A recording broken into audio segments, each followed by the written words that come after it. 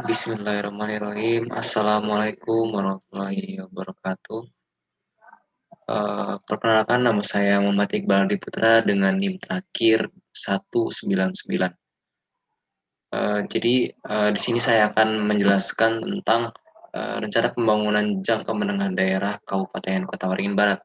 Di sini saya akan memberikan beberapa penilaian dan juga terkait RPJMD Kabupaten Kota Waringin Barat yang mana itu merupakan kabupaten kota saya sendiri gitu. Jadi alasan mengapa saya mengambil RPJMD Kabupaten saya sendiri ya karena memang tujuannya agar saya lebih paham terhadap apa aja sih rangkaian rancangan pembangunan apa aja sih yang telah dirancang oleh pembangunan di daerah saya lebih seperti itu. Jadi supaya lebih paham saja saya terhadap RPJMD daerah saya sendiri. Kemudian di slide pertama, di sini ada juga menjelaskan definisi RPJMD. Jadi apa sih definisi dari RPJMD itu? Jadi pada dasarnya RPJMD itu merupakan kepanjangan dari Rencana Pembangunan Jangka Menengah Daerah, yang mana pemerintah telah menetapkan regulasi yang berkaitan erat dengan adanya rencana pembangunan jangka menengah daerah. Jadi, regulasi tersebut tercantum dalam Undang-Undang Nomor 23 Tahun 2014 tentang Pemerintah Daerah Pasal 1 Ayat 12, dan di situ juga telah dinyatakan bahwa pemerintah daerah berwenang mengatur dan mengurus urusan pemerintah dan kepentingan masyarakat setempat menurut prakarsa sendiri berdasarkan aspirasi masyarakat dalam sistem negara kesatuan Republik Indonesia. Kemudian dalam rangka penyelenggaraan pemerintahan daerah, disusun suatu perencanaan pembangunan daerah sebagai satu kesatuan dalam sistem perencanaan pembangunan nasional. Kewenangan tersebut merupakan kewenangan dalam menentukan dan melaksanakan kebijakan menurut prakarsa sendiri berdasarkan aspirasi masyarakat, mulai dari perencanaan, penganggaran, dan pelaksanaan pengawasan serta evaluasi. Maka dari itu, dalam implementasinya, pelaksanaan otonomi daerah harus terencana dan sinergis dengan perencanaan pemerintahan yang lebih tinggi dengan tidak menghilangkan nilai kekhasan setiap daerahnya. Jadi, apa yang dapat saya tangkap dari sini, bahwasannya RPJMD itu memang berkaitan erat dengan nilai kekhasan dari tiap kabupaten itu, dari tiap daerah itu. Eh, Contohnya saja nih, daerah saya tuh memang mempunyai beberapa keunikan yang mana memiliki budaya yang berbeda juga gitu. Dan kemudian dari sektor alamnya juga memang jelas berbeda. Jadi kurang lebih seperti itu karena memang RPJMD ini sebagaimana telah diatur dalam undang-undang tersebut, bahwasannya setiap daerah, setiap kabupaten, provinsi itu berhak untuk menentukan RPJMD-nya sendiri. Karena memang setiap daerah itu kan memiliki kekhasan yang berbeda-beda, maka dari itu pemerintah telah menetapkan kebijakan untuk setiap daerah itu menentukan RPJMD sendiri, kurang lebih seperti itu. Jadi di slide kedua ya, atau di sini slide ketiga, tentang identifikasi sistematika RPJMD Kabupaten Kota Waringin Barat. Jadi RPJMD Kabupaten Kota Waringin Barat memiliki sistematika penyajian yang mana bertujuan agar penyajian RPJMD Kabupaten Kota Waringin Barat dapat tersampaikan secara sistematis dan terstruktur. Maka dari itu, RPJMD Kabupaten Kota Waringin Barat memiliki penyajian sistematika sebagai berikut. Jadi di RPJMD Kabupaten Kota Waringin Barat ini terdapat 9 bab ya. Yang pertama itu ada pendahuluan, yang kedua gambaran umum kondisi daerah, yang ketiga gambaran keuangan daerah, yang keempat pemasaran dan isu-isu strategis daerah, yang kelima itu visi, misi, tujuan, dan sasaran, kemudian bab 6 itu strategi arah kebijakan dan program pembangunan daerah, kemudian yang ketujuh itu kerangka pendanaan pembangunan dan program perangkat daerah, kemudian yang kedelapan itu kinerja penyelenggaraan pemerintah daerah, kemudian yang kesembilan itu penutup. Jadi mengapa RPJMD harus disusun sedemikian rupa secara sistematis? Karena bahwasannya ketika kita membuat sebuah rancangan uh, perlu langkah sistematis untuk menentukan sebuah kebijakan gitu. Maksudnya untuk membuat sebuah rancangan yang lebih baik untuk kedepannya. Maka dari itu RPJMD Kabupaten Kota Tangerang Barat mengidentifikasi sistematika RPJMD Kabupaten Kota Tangerang Barat. Jadi kurang lebih sistematika dari RPJMD Kabupaten Kota Waringin Barat kurang lebih seperti ini. Lanjut kepada slide 4, penilaian terhadap gambaran umum kondisi daerah Kabupaten Kota Waringin Barat. Jadi secara geografis dulu yang pertama, secara aspek geografis Kabupaten Kota Waringin Barat terletak di Provinsi Kalimantan Tengah, bagian barat dengan ibu kota di Pangkal Ambon.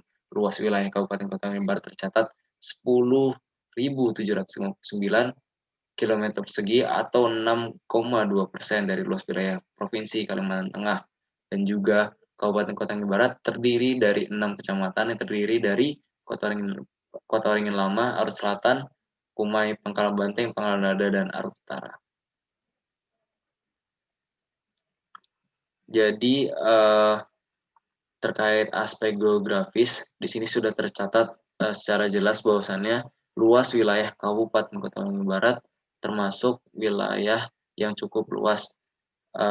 Karena di sini juga sudah dijelaskan 6,2% dari luas wilayah Provinsi Kalimantan Tengah. Kurang lebih seperti itu terkait aspek geografisnya.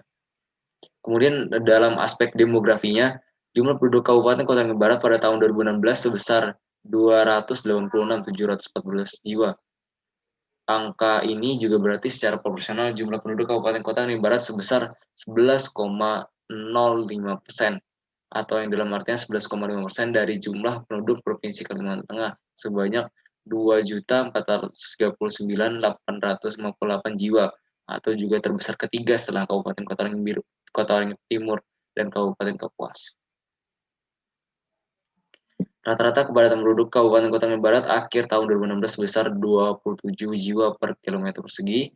Kecamatan terpadat penduduknya adalah Pangkalan Lada yaitu 146 jiwa per kilometer persegi, dan disusul Kecamatan Arus Selatan 49 jiwa per kilometer persegi, Kecamatan Pangkalan Banteng 31 jiwa per kilometer persegi, Kecamatan Kumai 19 jiwa per kilometer persegi, Kecamatan Kota Waringin Lama 16 jiwa per kilometer persegi, dan terakhir Kecamatan Arut Utara 7 jiwa per kilometer persegi. Lanjut ke slide 5, penilaian terhadap gambaran pengelolaan keuangan. Jadi juga di sini telah dijelaskan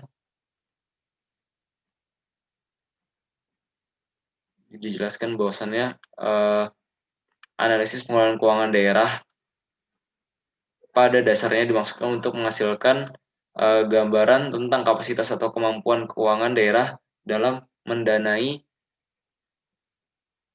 penyelenggaraan pembangunan daerah. Mengingat bahwa pengelolaan keuangan daerah diwujudkan dalam suatu APBD, maka analisis pengelolaan keuangan di daerah dilakukan terhadap APBD dan laporan keuangan daerah pada umumnya.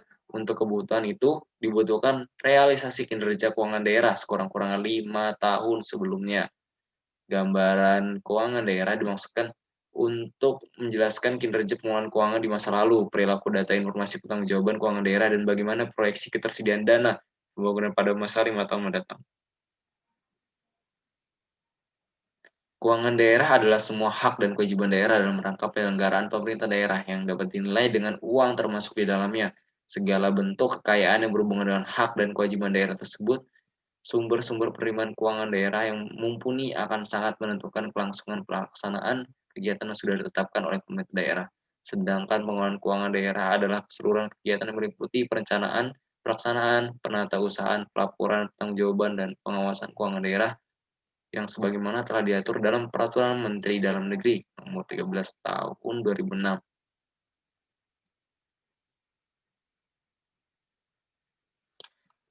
Jadi kurang lebih gambaran terkait penilaian terhadap gambaran pengelolaan keuangan ini seperti ini.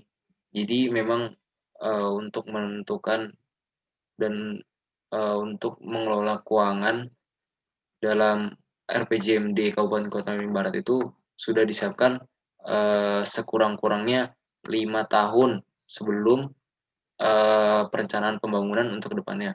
Yang pasti pengelolaan keuangan ini kan ditujukan untuk rencana pembangunan untuk kedepannya untuk 5 tahun mendatang semenjak RPJMD itu dibentuk. Jadi bahwasannya Kabupaten Kota Waringin Barat ini mengelola keuangannya 5 tahun sebelum 5 tahun sebelum rencana pembangunan itu dilaksanakan. Jadi memang betul-betul matang, yang memang betul-betul dirancang oleh RPJMD Kabupaten Kota Tangerang Barat untuk membuat pembangunan, meningkatkan pembangunan di daerah tersebut gitu. Berlanjut kepada slide 6, penilaian terhadap visi, misi, tujuan, dan sasaran. Jadi kurang lebihnya visi, misi, tujuan, dan sasaran seperti ini. Jadi sebenarnya visi, misi yang diambil ini betul-betul dari visi, misi bupati terpilih di daerah saya, lebih tepatnya gitu, di daerah Kabupaten Kota Tangerang Barat.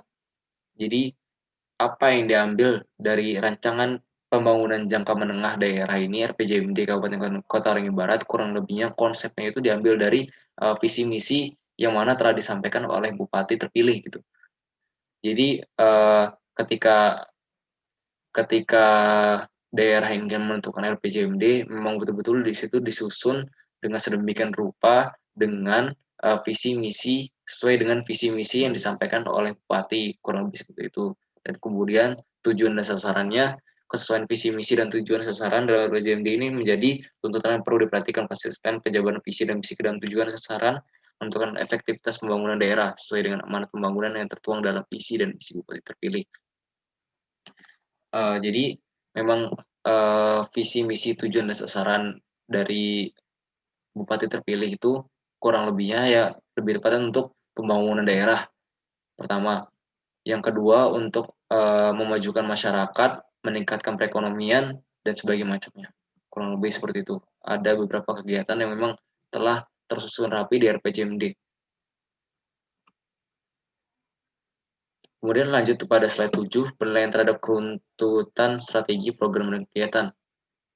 Jadi strategi arah kebijakan dan program pembangunan daerah merupakan perumusan perencanaan komprehensif mengenai metode atau pendekatan pemerintah daerah dalam mencapai tujuan dan khususnya sasaran RPJMD sebagai upaya mewujudkan efektivitas dan efisiensi pembangunan daerah. Hal ini dalam rangka menjamin proses pembangunan yang terukur dan profesional. Melalui pendekatan komprehensif tersebut, strategi juga dapat digunakan sebagai instrumen untuk melakukan transformasi, reformasi, dan perbaikan manajemen kinerja birokrasi secara menyeluruh sejak tahap perencanaan, pelaksanaan monitoring, dan evaluasi setiap program pembangunan. Kemudian di sini terbagi lagi menjadi dua, yang pertama strategi pembangunan daerah, dan yang kedua program dan kegiatan pembangunan daerah. Yang mana pada bagian ini terhadap keruntutan strategi program kegiatan, strategi pembangunan daerahnya dari Kabupaten Kota Tangerang Barat ya, tepat di tepatnya. Jadi seperti ini, strategi merupakan serangkaian upaya yang berisikan gambaran proses pencapaian sasaran strategis pembangunan, strategi memperhatikan faktor internal dan eksternal di lingkungan pemerintah Kabupaten Kota Tangerang Barat. Untuk itu, strategi menjadi salah satu rujukan penting dalam perencanaan pembangunan daerah. Rumusan strategi juga menunjukkan keinginan yang kuat sebagaimana pemerintah daerah berupaya menciptakan nilai tambah bagi stakeholder pembangunan daerah untuk meningkatkan kontribusi secara aktif dalam pencapaian tujuan dan sasaran pembangunan daerah. Hal ini penting mengingat peran dan fungsi pemerintah yang semakin bergeser ke arah fasilitator, regulator, dan pembinaan seluruh stakeholder pembangunan daerah.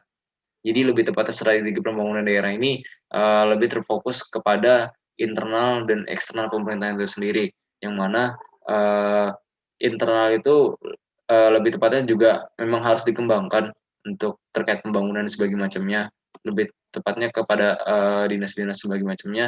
Kemudian kepada faktor eksternalnya, eksternal itu lebih tepatnya lebih ke pembangunan kota ya, karena memang pembangunan kota di daerah saya itu cukup minim banget, apalagi banyak jalan-jalan juga yang belum diaspal, jadi memang itu dirasa perlu untuk pembangunan daerah yang lebih baik lagi lah istilahnya.